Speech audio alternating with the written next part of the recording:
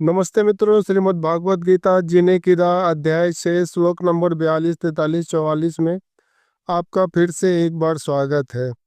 अथवा योगी नाम एव कुले भवति धीमताम एतत् ही दुर्लभतरम लोके जन्मयत ईदृशम।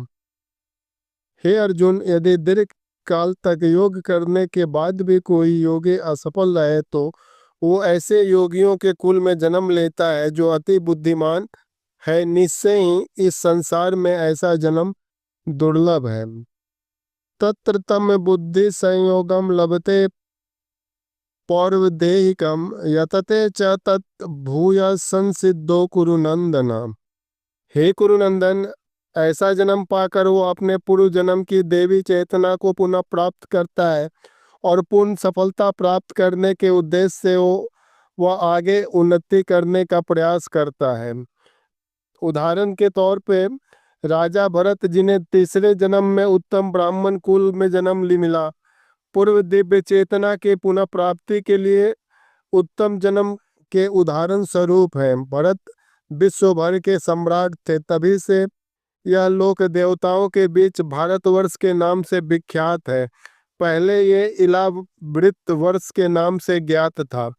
भरत ने अल्प आयु में ही आध्यात्मिक सिद्धि के लिए संन्यास ग्रहण कर लिया था, किंतु वे सफल नहीं हो सके। अगले जन्म में उन्हें उत्तम ब्राह्मण कुल में जन्म लेना पड़ा। वे जड़ भरत कहलाए, क्योंकि वे एकांतवास करते थे तथा किसी से बोलते न थे। बाद में राजा रहुगन ने इन्हें महानतम योगी के रूप में पाया।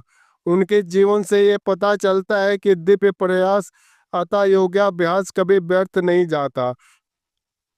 भगवत कृपा से योगी को कृष्ण भक्ति में पूर्ण सिद्धि प्राप्त करने से बारंबार सुयोग प्राप्त होता है। पूर्व अभ्यासेन तेन एव हियते ही अवसा अपि स जिज्ञासु अपि योगस्य शब्द ब्रह्म अतिवर्तते। अपने पूर्व जन्म की देवी चेतना से वह न चाहते हुए भी स्वतः योग के नियमों की ओर आकर्षित होता है। ऐसा जिज्ञासु योगी शास्त्रों के अनुष्ठानों से परे स्थित होता है। भगवान श्री कृष्ण अर्जुन के माध्यम से हम सभी लोगों को ये संदेश दे रहे हैं, जो आप भक्ति मार्ग, योग मार्ग, कर्म मार्ग में अगर आप आगे बढ़ते हो तो आपका कुछ भी नष्ट नहीं होता है। जितने तक आप पहुंचे रहोगे, अगले जन्म में फिर आपको उससे आगे की शुरुआत करोगे। नमस्ते।